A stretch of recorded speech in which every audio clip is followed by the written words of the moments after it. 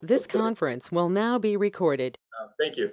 So our agenda today, again, we'll start off with an economic development update related to resources. We'll hop into outdoor dining, which I'll kick over to Daniela Carrillo, who is really the master of all things outdoor dining these days. We also are joined by Director of Inspectional Services, Nicholas and Tanabica, who could share a little bit too. We have kind of an overview of the 3 different divisions within ISD, and then is available to answer any specific questions. We are also joined by the events manager, Yaritza Menjivar, to speak a little bit about upcoming summer streets. If anyone attended Ignite over the weekend or Porch Fest, Yaritza played a very large role in making those happen.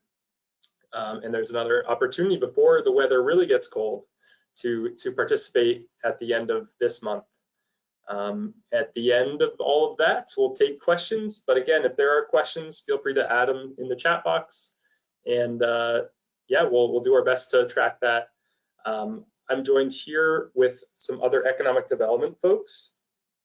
We have Jen Mancia, who's our senior planner heading up our workforce development initiative here in economic development. We're also joined by William Blackmer, who is the workforce development coordinator, who recently joined us, as well as Daniela Carrillo, who many of you know and is one of the planners with the economic development team. So I think, did I miss anybody? No, I think Rachel's out today. So, and Tom is unfortunately unable to join us today. All right, so yeah, we're using GoToMeeting. As I mentioned, Q&A in the chat box, but we're a small enough group. We can, if you want to unmute yourself and add to the conversation, we welcome that. This meeting is being recorded, and we'll post it on our YouTube channel and share it out for folks who couldn't make it. And if you just love this meeting, and want to replay it again, we welcome that as well.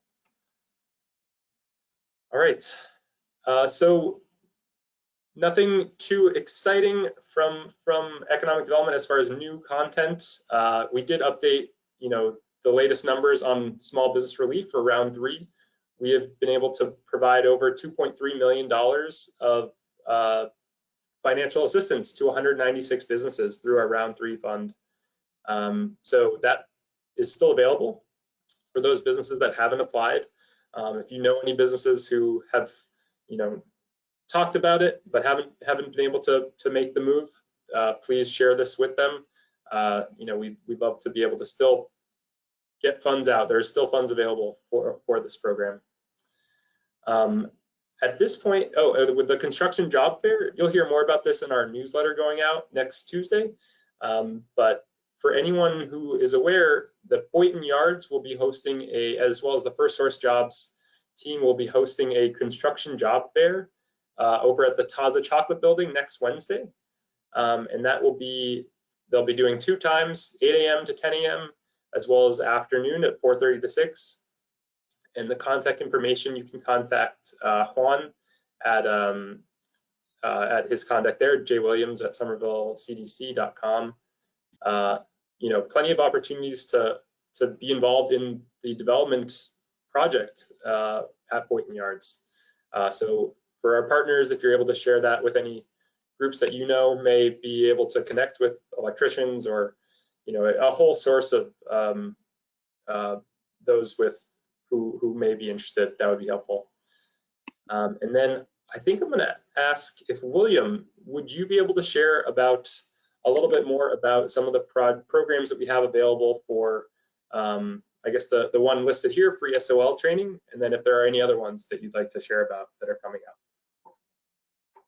Thank you.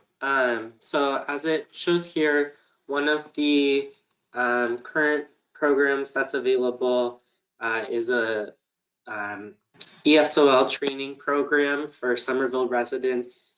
It's provided for free, so free to the residents, and they're offered in several different locations. There's class offerings. One is at the Healy School. There's a couple of class offerings at 530 Mystic Ave. And then there's also a remote option as well. Those are classes that are going all fall, and then they will continue again in January after the holidays. And they are teaching ESOL with a customer service focus. So they're great for employees that are looking to improve their English skills in a workplace, their English skills for a workplace environment. And I can also just pop one other link that shows where individuals can apply. In addition to the email that Jen shared, individuals can contact Sonia. They can also visit the website and see more detailed class information. Awesome. Thank you, William. Okay, so moving right along, 2 events that will be happening next week, or actually one next week and then one later on in the month.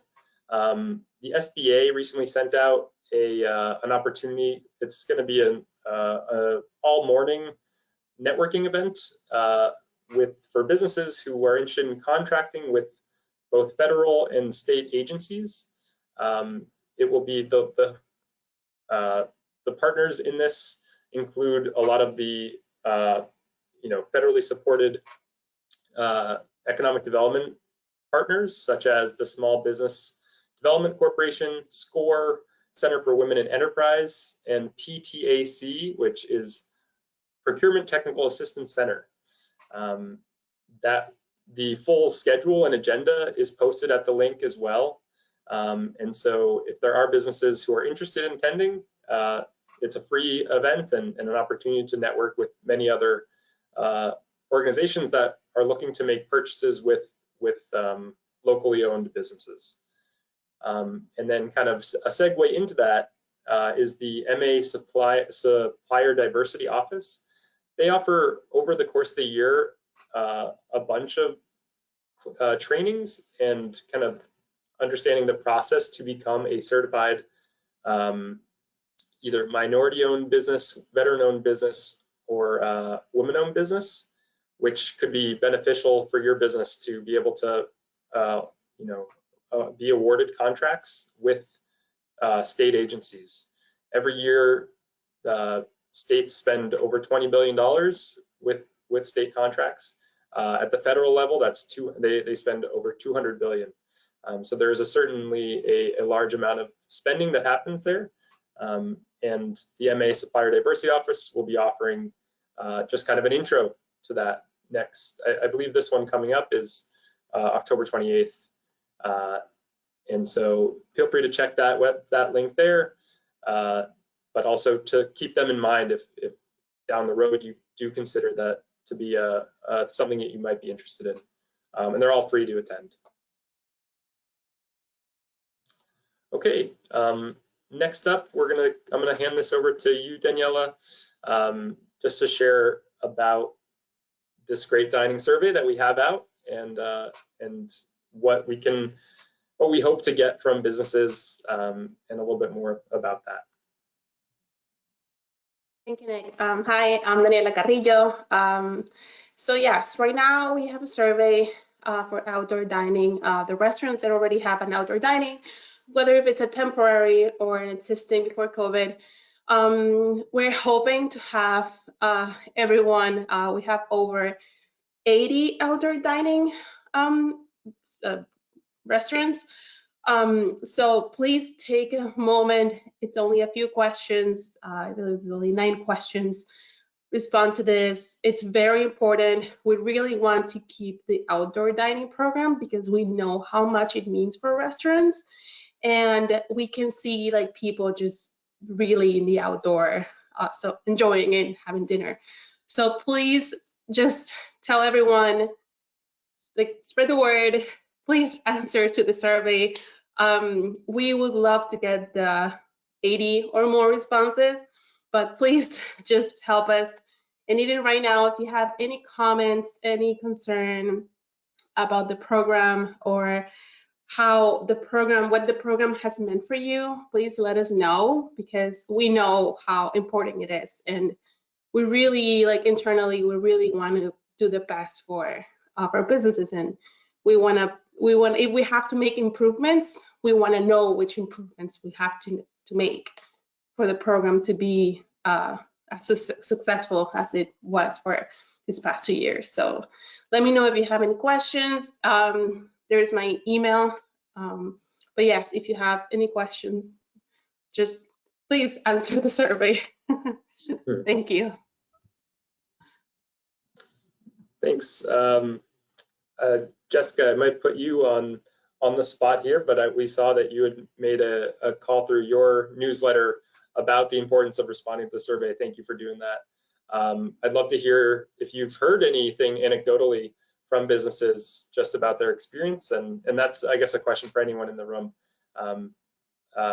You know, what are you hearing from your businesses? Thanks, Nick. Unions for Main Streets is always happy to amplify these calls. They're so important, and we really appreciate your team investigating what is needed to carry forward programs like this one, since so much of the program was developed while we were literally in a state of emergency. You know, we've heard the whole gamut. We have heard without outdoor dining, my business would not have survived. We've heard others who were able to grow their business offerings because they weren't set up for something like outdoor dining and quickly had to become so. At the same time, I think it's really important that I also report that we work closely with the businesses who have not been successful in achieving outdoor dining yet. And so that is something that keeps me up at night, and something that we know is a reality for many out there. So you may have seen in our call, we are asking for folks to share their specific situations with us, more detailed, so that we can bring them back to you guys in aggregate and contribute to the input that way as well. Awesome. Yeah, and that's certainly, you know, those type of questions and are certainly things we look for in the survey responses too, to see, you know, if it's not always, well, every situation is different, I guess. So again, thank you for sharing. Okay, so this is, I think, a good segue. We are joined by Nicholas Antanavica, Director of Inspectional Services here, to share a little bit. I was wondering, Nick, if you'd be able to kind of give a general overview here of the 3 different divisions, and then I had a few questions that I've heard from businesses, and again, if there are businesses here who have questions, that would be the time to ask them. Okay, good afternoon, everybody. My name is Nick Antanavica. I'm the Director of Inspectional Services. Under the umbrella of Inspectional Services, we have the Building Division, the Health Division, and Weights and Measures. Most of you are familiar with one or all of these divisions, depending on which businesses you have. The Building Division, for a short overview, is building permits, and that's anything from renovations, additions, new construction, basically anything other than small type of maintenance. The Health Division is all the licenses for restaurants, tattoo parlors, grocery stores, those items. And then we have Weights and Measures. Weights and Measures goes out and anything that does any scales or weighing. So we're talking about gas stations, pharmacies, weights and scales at the grocery stores as well. So we touch about a little bit of everything in almost every aspect of the community when it comes into play. We are trying to make our processes a little bit more efficient and responsive. One of the big things that we are working on, and a key issue that we've identified, is you know, the difficulty in maneuvering through Citizen Serve. We have looked at different ways that we can help with that and move forward in it. We're doing some evaluations right now to see how to better work it for us and better work it for you all, so that we don't have things that get lost or just the difficulty in coordinating the uploads and the different permits as well. So we do have some things on tap. I know we are looking in there. And then again, I guess the last thing that we do that you are all aware of is that we handle most complaints that are non-police related. And that's another aspect of the department. If I'd be happy to answer any questions that anybody has. Yeah, Nick, there wasn't enough space on the slide to fit everything that you guys do. So forgive me for the summary. Yep. But yeah, any questions from the group? I'm going to move to the next slide. I have some questions that I have prompted in case anyone didn't have any questions, but I will open it up to anyone. Feel free to unmute yourself and ask a question. Yeah, I have a question for Nick. Nick, how are you? Glad to see you here. I have some business owners that they have applied for the outdoor seatings, but they would like to keep checking the status. So it's kind of like hard for us to make sure in all about the process, the application process. Is there a number or a way that we could get the information so we could let them know how long it's going to take to be approved? So there are a couple of different methods, and this is something that we're actually trying to improve in Citizen Serve, is what the applicants can see from what we're actually doing. Because when I look at some of the questions that I see, obviously I see a whole lot of different stuff on the back end where I can see where everybody is and notes and stuff like that. So in my perspective, I look at it real quick and go, oh no, this is moving along right where it needs to be. It should be, a few minutes, no troubles here. But what I understand from the outside is that you might see just one thing that says under review, and that's the only thing that you'll see for 4 weeks. You won't see a different set of sign off. You won't see a note or something like that. So it is difficult. It is confusing. We are looking at different ways to do that. A way to get an update, and it's a volume item, but the best way to get an update on that would be to call the division that's in there, whether it be the building division or the health division, or email one of them, whether it be the ISD email or Kelly Como or Andrea down in health, and they'll always get back to you. We try and get back within a day. It may take 2 days, but we do try and get back to everybody as quickly as possible with those updates.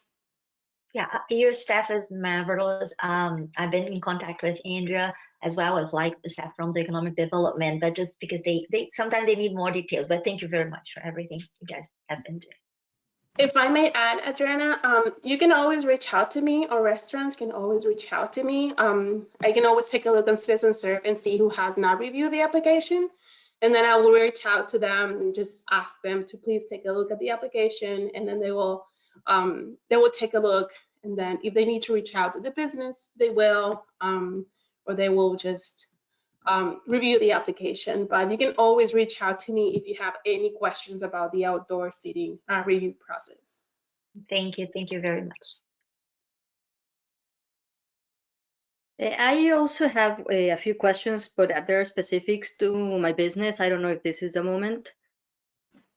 No, if you would like, I can shoot you my email and we can set up a time and we can have a conversation outside of this group on your application. Wonderful, thank you. Awesome. Well, I think I'm going to ask. Well, first I'll ask again the group. Any other questions for Nick? If not, oh, do we have somebody going, or no? Maybe it's just me. So yeah, Nick. In the conversation about outdoor dining, I added this photo that you had shared with us of this 2-story outdoor dining structure that was being illegally built in New York City, and more of a question of to confirm that this will not be something that is going to be happening in in Somerville, but also more specifically for building permits and outdoor dining. Could you share information about, like, if somebody was to go ahead for next year to build a structure, what would the process be for that, and how would they apply for a permit? So we tried to make this somewhat easy from a structure standpoint.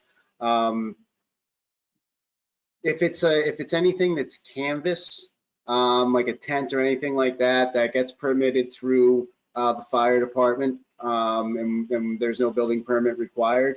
If the platform is if it's just a platform, we're not looking for any type of permit for that. The only time with the building code and the way things stand now, the only time we're looking for a building permit for a dining structure is if there is going to be a hard overhead top.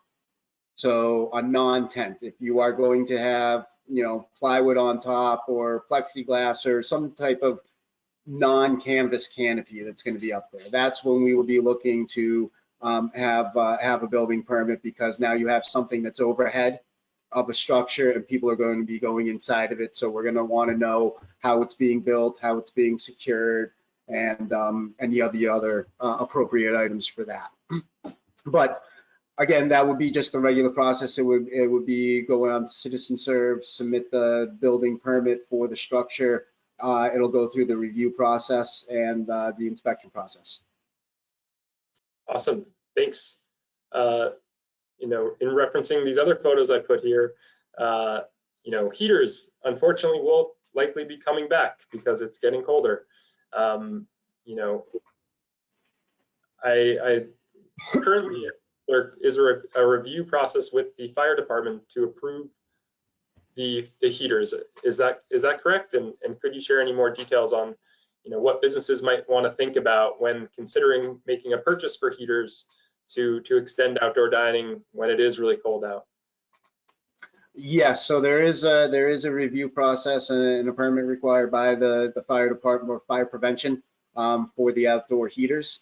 When looking at the outdoor heaters, there's a specific spacing that's required, and then also areas to combustibles.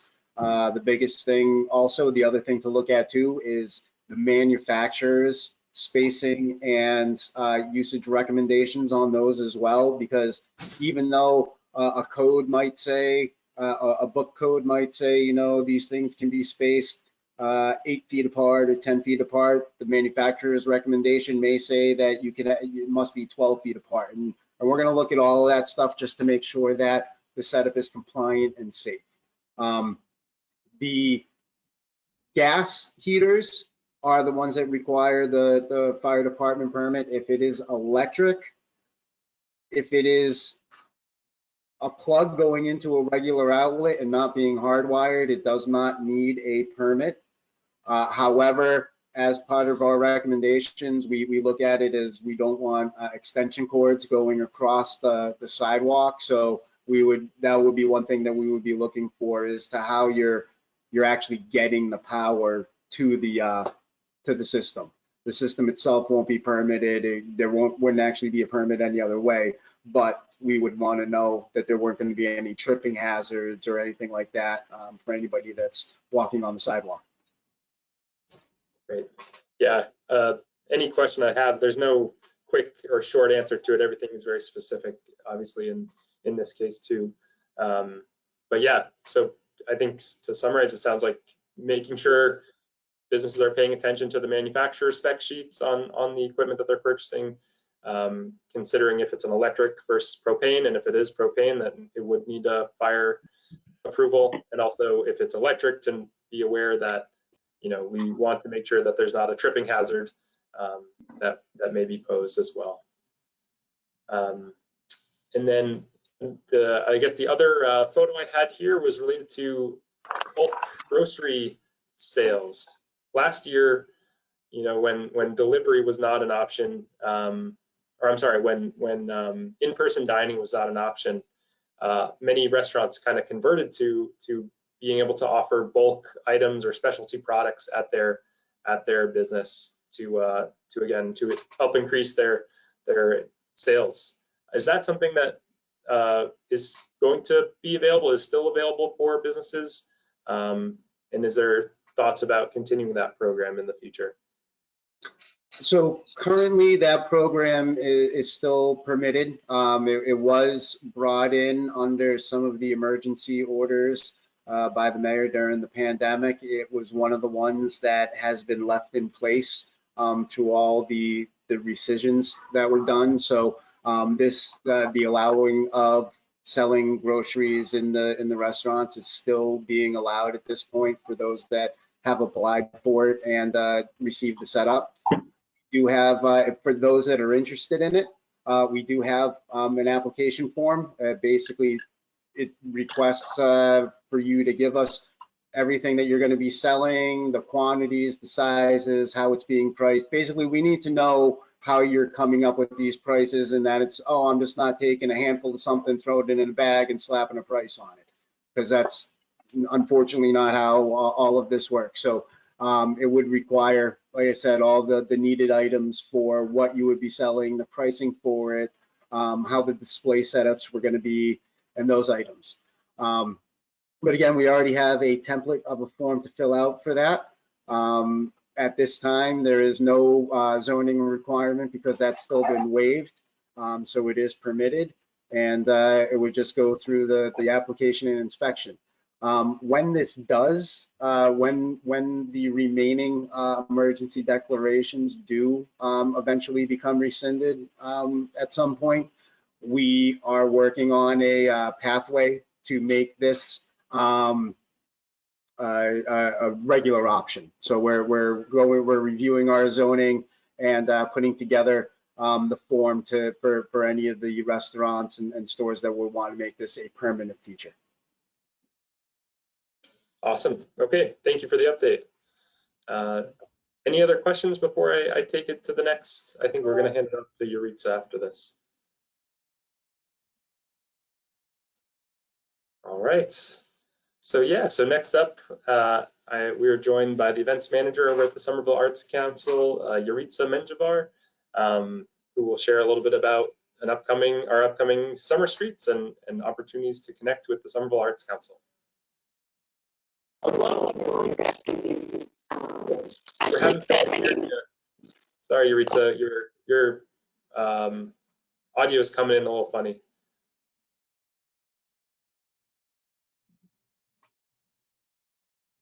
Sorry, my signal at the office isn't great. Can you hear me now? Yeah, that sounds great. Okay, cool. Okay, so as I was saying, my name is Yuritsa and I'm the events coordinator for the Arts Council. Today, really, I'm just here to extend an invitation for you to be a part of our upcoming Summer Streets Festival called Monster Mashup. You know, it's coming back from previous years. We couldn't have it last year, but thankfully, we can have it this year. And it'll be happening on October 31st from 2 to 6 p.m. The rain date is November 7th for this event. Hopefully it doesn't get moved on to the rain date though, because it will be on Halloween, as you can see with the date. But the location of this event, as you know, is on Somerville Avenue between Hawking Street and Park Street. So if your business is located along this route, it's also just good to know generally that the close will be shut down. And you know, parking as well on between those streets. And in the case that you are on this route, you are able to join us by setting up a table or a tent right outside your space. But please do sign up in advance, which I'll share that information with you. There is no fee to participate if you are on the Summer Street route. But if you are a business who wants to participate and is not on the route, there are also opportunities for you to be a part of this festival. And the fee for businesses that are not on the route is $100, and for nonprofits it's free. For the day, you would be provided with a 10 by 10 space on the street, a bit larger. The space is a bit larger than that, but it's really meant to fit a tent comfortably. And then in this space, you're able to provide, you know, information about your services, provide an interactive activity or giveaways, sell some of your merch if you have it. And all these techniques are also really good to attract potential clients, which is why we really love having the businesses participate, because it's a different crowd coming in and a different crowd that you can communicate with about your businesses. If you are a restaurant and you're wanting to participate, you do have to apply for a one-day permit, and that deadline is actually coming up at the beginning of next week. But you know, I can still work with you to get those papers in quickly. And any other business, you know, all you have to do is just sign up on the Google form so that we can account for your space, and to be able to share information with you. And yeah, contact me directly for questions. The application to participate is due. Well, the date was supposed to be today, but I'm happy to extend it until beginning of next week, because we want more businesses to participate. So, you know, it's great for the community to know you, and you know, vice versa. And I'll copy my information in the chat so that you can have that, just to copy and paste. If you have any questions, you can call me as well. And yeah, and just to get you a little bit excited, there's going to be a lot of fun activities planned. Personally, I'm super excited about something new that we're going to be doing this year. It's a roller skating disco section. So if you have roller skates, bring them along, come dance with us. We'll have DJ Brother Cleve spinning some tunes. And we're also bringing back our very popular large pumpkin carvings. It's like these massive, you can see in the picture there, and then with the chainsaw, they just go in and design these amazing pumpkins. We'll also be having, you know, a stage of music, and well, 2 stages of music and other, you know, spooky activities happening along this day. Awesome. Thank you. Thanks, Eureka. Anyone have any questions? Sounds like deadline to apply is yesterday, or is today, but so get in contact with Eureka if you have any, if you're interested in participating. Yeah, we'll definitely still accommodate you. Awesome. Yeah. All right, guys, that's what we have today. At this point, I'm gonna end this sharing screen here so we can see each other, and open it up to any questions of things that we didn't cover, things you'd like to hear about. But again, thank you all for joining us. Let's yeah, open it up for anyone.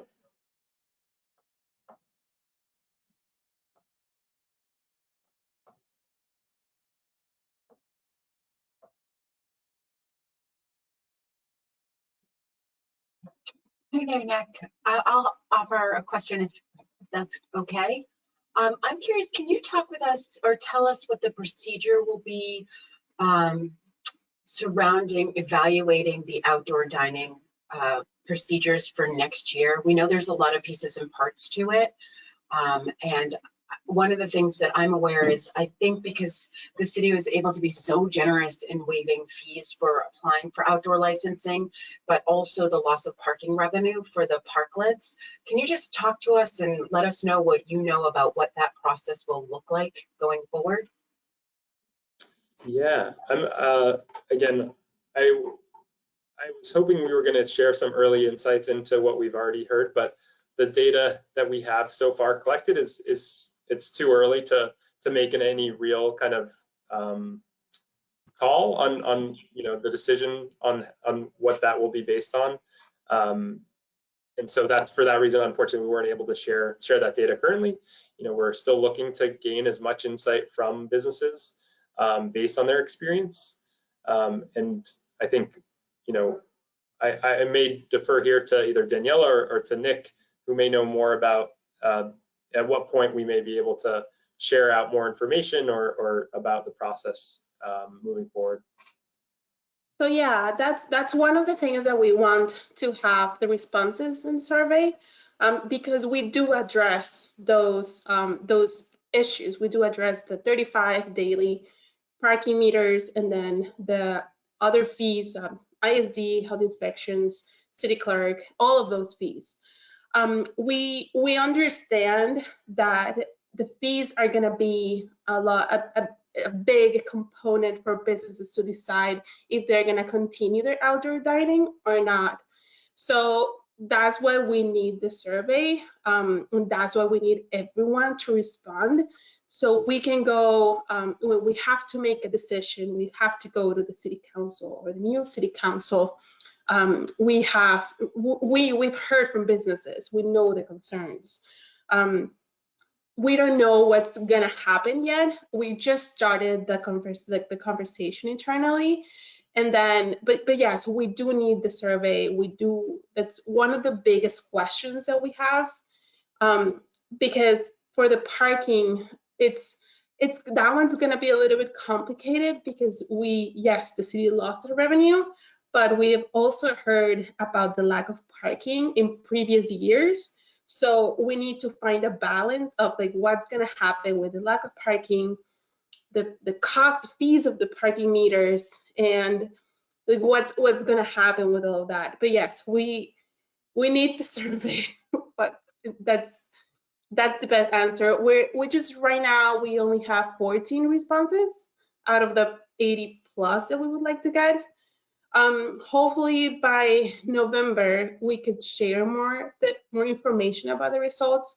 Hopefully in a month, in the next business town hall, we can share the results of the survey, and we can say this is what we got, and hopefully by then we can start the conversation about the fees and what's going to happen. But right now we just don't have an answer of what's going to happen with the fees.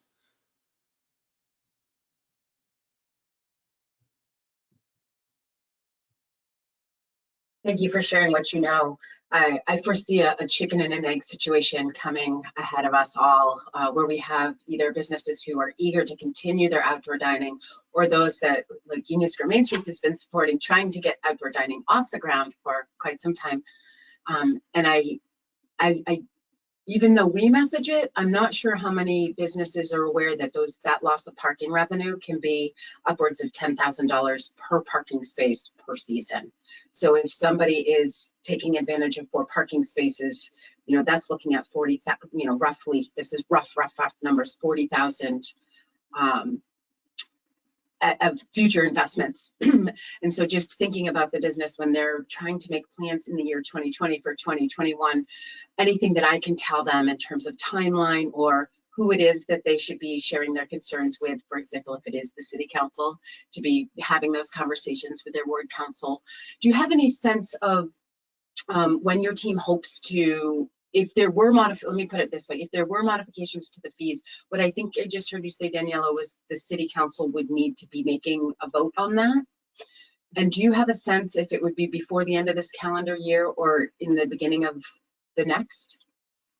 So I'm not sure if it has to be the city council or the city treasurer, probably, I think it is. So that's something that I'm not sure, because with COVID, it was part of the emergency. So I'm not sure what's gonna happen now with the fees. And I think the fees are gonna be, I'm not sure they're gonna be together, because it's parking meter fees and then it's the city clerk and ISD health department. So I think it's separate. So it's a big conversation that we're hoping that by the end of the year, we're hoping to have more answers, because we do know the businesses have to start planning. Because before COVID, the only parklet that the city had, there were 2, was the Independent and Forge. Yeah, Forge. Yes. So it was those 2. So we didn't have anything to compare, or what they were paying parking meter fees. It was a lot that for a small business, it may be a little bit complicated. And that will include like all of the materials they need to build. If they are gonna go with a parklet, the city's gonna request different type of parklets. So it's a big conversation that we're having right now, that we're trying to get more answers before the year ends. So when businesses start applying for next year, everything is clear. So, but yeah, we're hoping to get more answers in a month.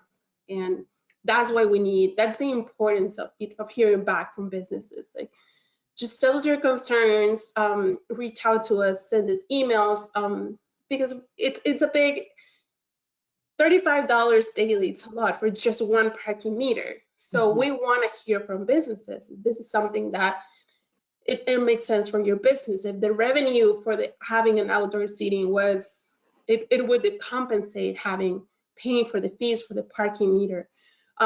So yeah, just reach out to us, tell everyone, survey, and yes, hopefully we can share some of the results within a month, and by the end of the year we can have a better conversation about what's going to happen with the fees, both fees, parking meters and licensing fees.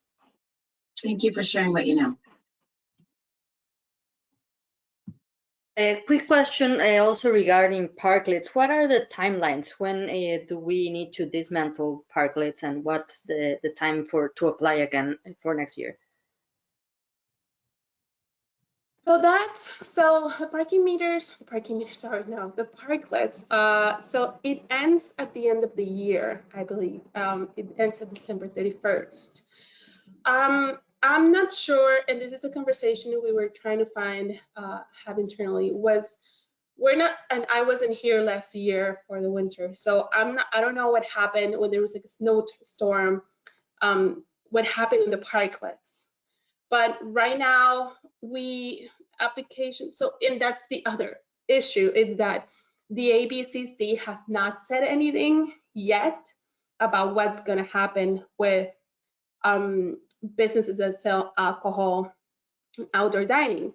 Before, it used to be that they could sell alcohol outdoor if it was continuous to the building. So right now, we have not heard back from the ABCC. We do think that businesses are going to have to apply, like before they just needed to apply through the city to the licensing commission. And I think now they're going to also have to apply to the ABCC. It's going to be both. What I'm not sure, and what's not being clear yet, if it's that continuous building requirement is going to change. Hopefully, I'm going to hear back from them within a week, so I'll be able to share more information about that. But the timeline, we're hoping to have everything ready for businesses to start getting ready by latest February 1st, because they would start April 1st. So, but yeah, that's the goal, just for everyone to be ready to start and just to open their outdoor seating as soon as the weather allows it.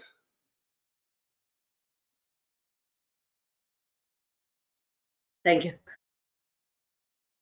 Fingers crossed that this doesn't happen, but Nick, this might be a question both for you and Daniela. In the event, again, hypothetically speaking, if we did have a snow emergency before the end of the year, I know none of us, well, I'll speak for myself, I'm not hoping that happens. What is the policy for businesses with an outdoor patio that occupies the public parking space to do in that case? Well, at this time, we haven't issued anything new from what we issued last year. So it's at this point, and until we go through and issue something different, we're using the same policy of the first significant snowstorm and we'll alert to you when it's significant. Everything needs to be pulled off so that we can, plow the snow. And then if you want to put it back out, it'll I apologize. It'll be the same as last year, where we're going to need the items taken out, and then if you want to add your own risk, put the stuff back in and bring it back out at that point, we may allow to do that. I don't know if there's anything on the table to say once the first snowstorm hits that's it. We haven't reviewed that policy yet, again, like I said. So right now, we are using the policy that was in place for last snow season. Awesome, thanks, Nick. Yeah, not the best day to be having this conversation. It's beautiful outside, so, but thank you for the insight. Any other questions, guys? Nick, and that will be only for parklets. That wouldn't include outdoor dining and sidewalks, right? Correct. That's just for in the streets where, quite frankly, DPW and plows would be going. On the sidewalks, though, just if there is snow and anything like that, I want everybody to remember that we still do need the sidewalks cleared and passable and everything else. Assuming that if you do have, seating on the sidewalk, that you would be shoveling that so that the patrons would get there anyways. But that is something that we would be looking for as well, is just to make sure that we do have the proper travel paths on the sidewalks. Yes.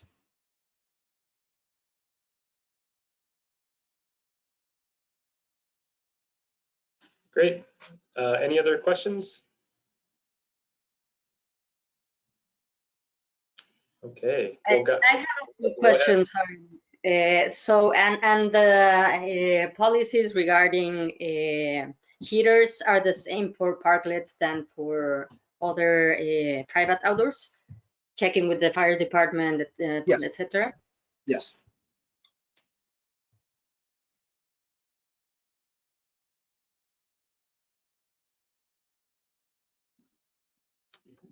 Okay, folks. I think we made it, and we have 10 minutes to spare to be outside. Go get that vitamin D. But again, thank you all for attending. The next business town hall will be November 4th, 3 o'clock. It's the first Thursday of every month. So we hope to, again, Daniela mentioned, to have much more data on outdoor dining and its impacts on businesses, and to be able to discuss that further. We welcome, topics or specific things to discuss if there are things in the business community that you'd like to hear from the city about.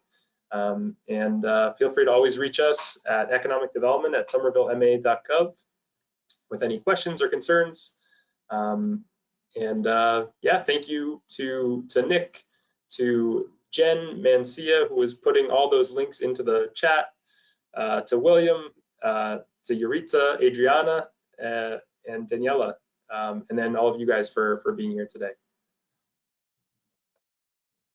All right, thanks everyone. Bye. Thank you. Bye-bye.